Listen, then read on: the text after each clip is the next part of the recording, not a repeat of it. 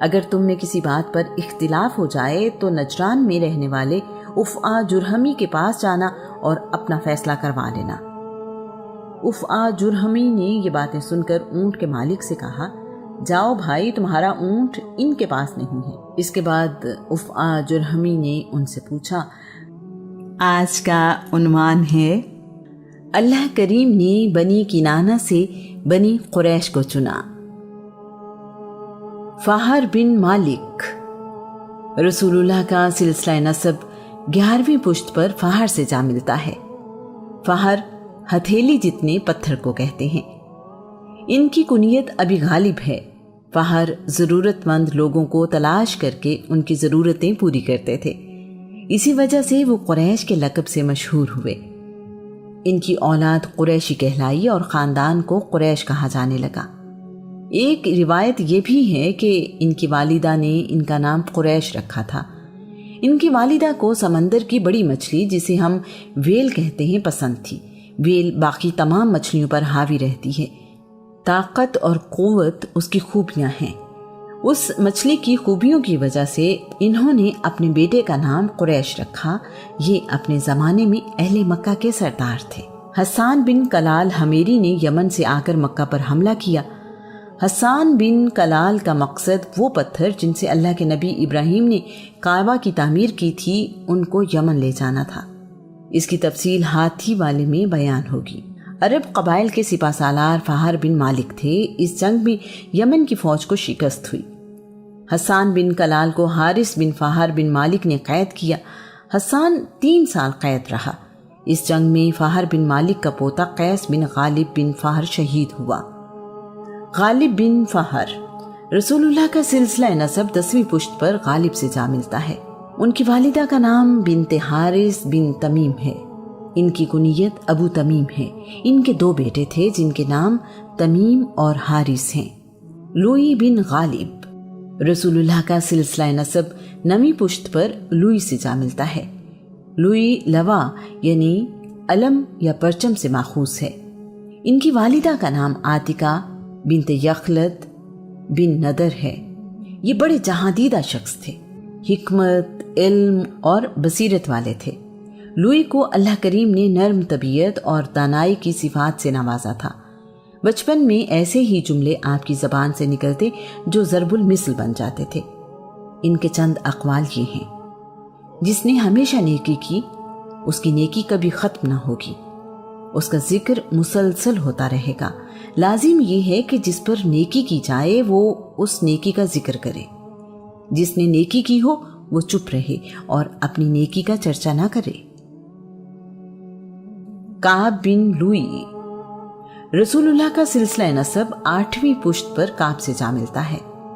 کعب کے معنی ہیں اونچے ٹخنے اور بلند قدم رکھنے والا۔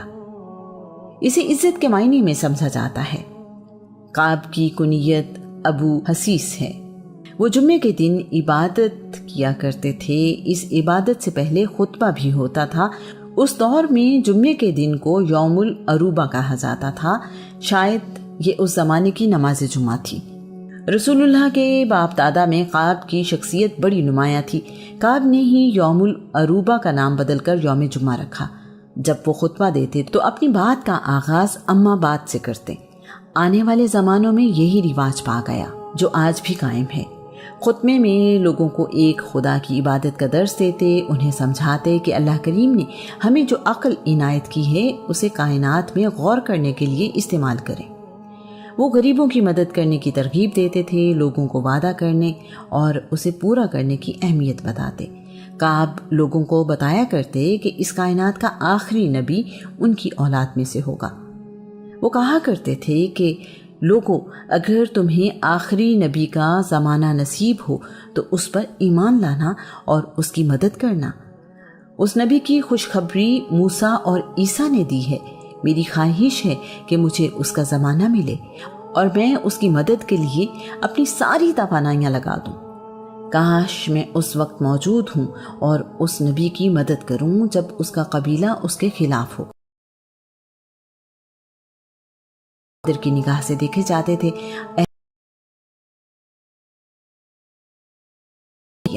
عام الفیل تک عرب اپنے سالوں کا ہی کرتے رہے۔ کعب اور رسول اللہ کی آمد کے درمیان 560 سال کا عرصہ ہے۔ انہی کے بیٹے عدی کی اولاد میں عمر بن خطاب پیدا ہوئے۔ مرہ بن کعب، رسول اللہ کا سلسلہ نسب 7ویں پشت پر مرہ سے جا ملتا ہے۔ مرہ طاقتور اور تلخ مزاج دونوں کے لیے استعمال ہونے والا لفظ ہے۔ ان کی کنیت ابو یکسا ہے۔ ان کے بیٹے 3 کی اولاد میں ابو بکر پیدا ہوئے۔ کلاب بن مرہ، رسول اللہ کا سلسلہ نسب 6 پشت پر کلاب سے جا ملتا ہے۔ ان کا نام حکیم ہے۔ بعض تاریخ دانوں کے مطابق ان کا نام عروہ ہے۔ ان کی کنیت ابو زہرہ ہے۔ یہ بی بی آمنہ کے بھی 30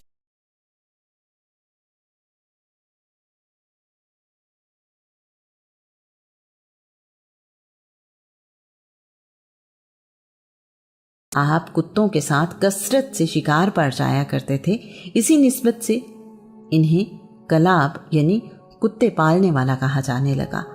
ان کے متعلق یہ بھی مشہور ہے کہ عربی مہینوں کو نام انہوں نے دیے تھے۔ انہوں نے ہی سونے سے بنی ہوئی 2 تلواریں کعبہ کے اندر سجائیں۔ قصہ بن کلاب، رسول اللہ کا سلسلہ نسب 5ویں پشت پر قصہ سے جا ملتا ہے۔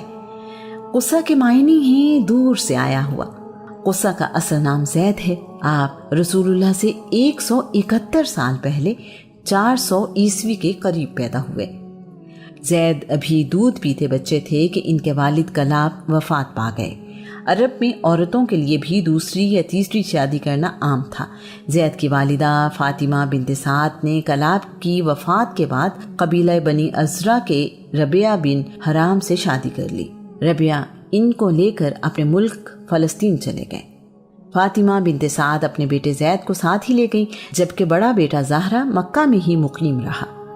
زید شاید ساری زندگی فلسطین میں ہی رہتے، لیکن جب انہوں نے تیر اندازی میں بنی ازرع کے نوجوانوں کو ہرایا تو بنی ازرع کے نوجوانوں نے انہیں مارا پیٹا اور غیر ملکی ہونے کا طعنہ دیا۔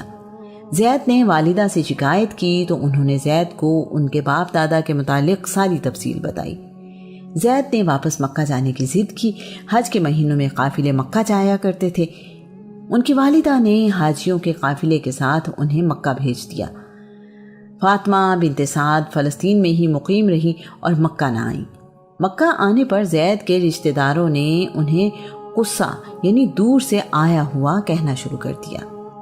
اس وقت مکہ پر بنی خزاع کی حکومت تھی۔ قصہ کی شادی بنی خزاع کے سردار حلیل بن حبشیہ خزاعی کی بیٹی محبہ بنت حلیل سے ہوئی۔ حلیل اس وقت کعبے کے متولی تھے۔ بنی خزاع کے سردار حلیل نے قصہ کے حق میں کعبے کی دیکھ بھال اور انتظام سے دستبرداری کا اعلان کر دیا۔ قبیلہ بنی خزاع طاقت کے سوا کسی چیز کو نہیں مانتا تھا، اس لیے دونوں قبائل میں لڑائی ہوئی۔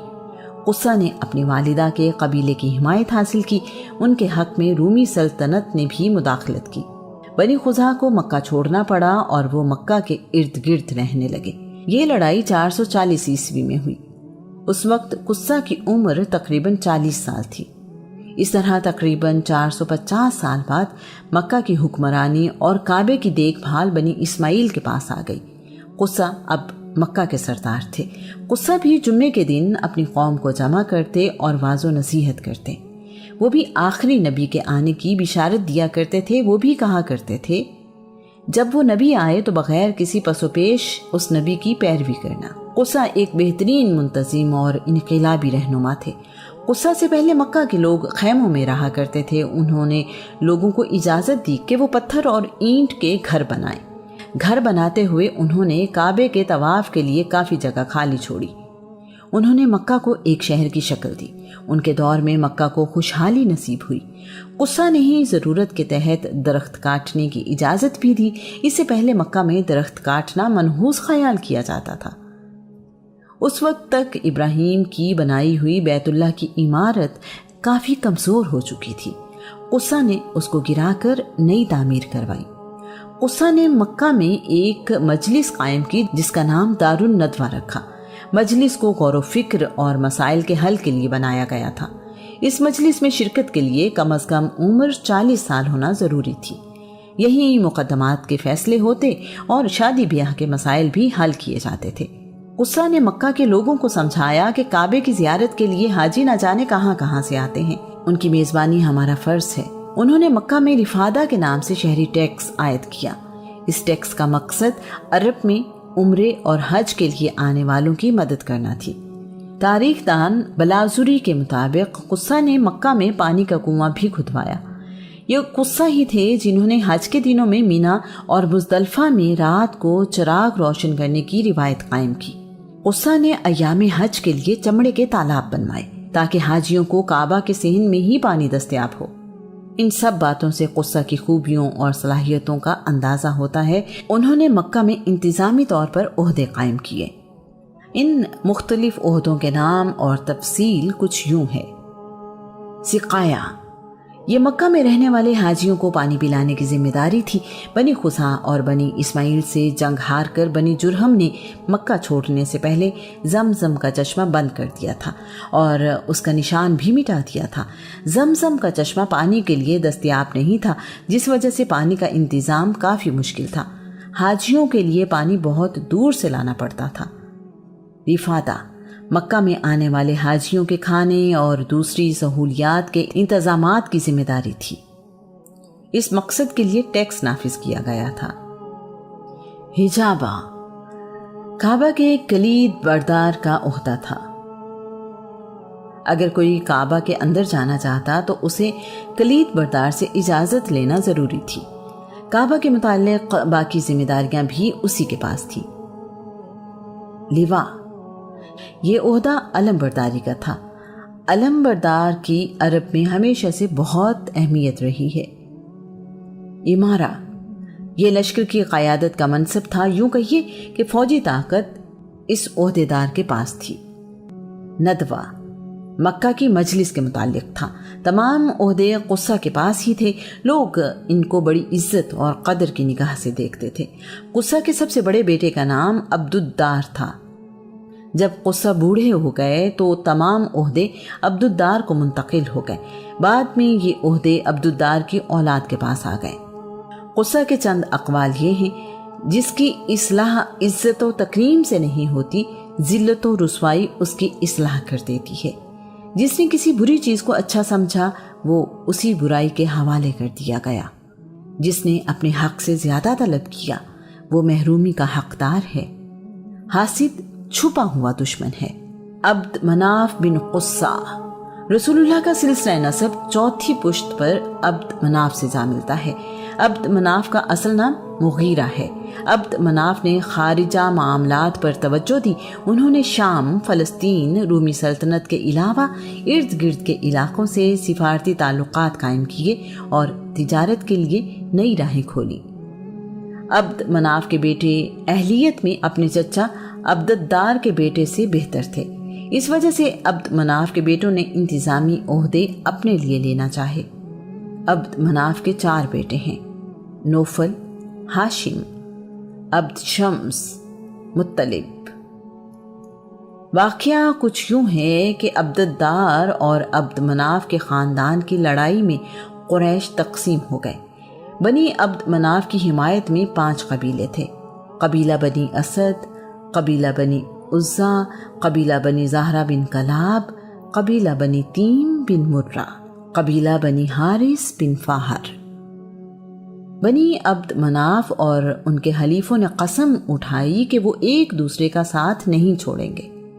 ایک دوسرے سے اظہار یکجہتی کے لیے حرم کعبہ میں خوشبو سے بھرے پیالے میں انگلیاں ڈبو کر کعبے کی دیوار پر لگائیں اور معاہدہ کیا۔ یہ 5 قبیلے اس وجہ سے مطیبین یعنی خوشبو والے کہلائے۔ بنی عبدالدار کی حمایت میں 4 قبیلے تھے: قبیلہ بنی مخزوم، قبیلہ بنی سہم، قبیلہ بنی جمحہ، قبیلہ بنی عدی بن کعب۔ بنی عبدالدار اور ان کے حلیفوں نے بھی قسم اٹھائی کہ ایک دوسرے کا ساتھ نہیں چھوڑیں گے۔ انہوں نے خون سے بھرے پیالے میں انگلیاں ڈبوئیں اور چاٹ لی۔ ان قبیلوں کو لقات الدم یعنی خون کو چاٹنے والا کہا گیا۔ انہیں احلاف بھی کہا جاتا ہے۔ لڑائی ہوتے ہوتے رہ گئی اور بات آپس میں طے ہو گئی۔ فیصلہ کیا گیا کہ سقایا اور رفادہ بنی ہاشم کو ملیں گے، حجابہ، لیوا اور ندوہ کے عہدے بنی عبدالدار کے پاس رہیں گے، قیادت بنی عبد شمس کو دی جائے گی۔ یہاں ایک تاریخی حقیقت کا اظہار بھی ضروری ہے۔ سقایا اور رفادہ کی ذمہ داریاں ہاشم کو ملی، ہاشم کے بعد مطلب اور ان کے بعد عبد المطلب کو یہ عہدے ملے۔ عبد المطلب کے بعد یہ ذمہ داری ابی طالب بن عبد المطلب کو ملی۔ ابی طالب نے اپنی زندگی میں ہی یہ ذمہ داری اپنے بھائی عباس بن عبد المطلب کے حوالے کر دی۔ دوسری طرف قیادت عبد شمس سے اس کے بیٹے امیہ کو ملی۔ امیہ کی اولاد بنی امیہ کہلائی۔ امیہ کے بعد حرب اور حرب کے بعد ابو سفیان بن حرب کو ملی۔ یہی وجہ ہے کہ غزوہ احد اور غزوہ خندق میں ابو سفیان ہی ان کا سپہ سالار تھا۔ ابو سفیان غزوہ بدر میں شریک نہ ہوا۔ اسی قبیلے سے عتبہ بن ربیعہ بن عبد شمس غزوہ بدر میں سپہ سالار تھے۔ قبیلہ بنی قریش اور اس کی شاخیں کچھ یوں ہیں: بنی حارث، بنی محارب، بنی غالب، بنی جمع، بنی سہم، بنی عامر، بنی عدی، بنی مخزوم، بنی تیم، بنی کلاب، بنی زہرا، بنی اسد، بنی ہاشم، بنی امیہ۔ سلمہ کی اپنے بیٹے سے محبت، شیبہ کی یثرب میں پرورش، نانا کا خاندان اور اس شہر سے لگاؤ، سب اس میں رکاوٹ تھے۔ مطلب کی درخواست پر سیدہ سلمہ نے انکار کر دیا۔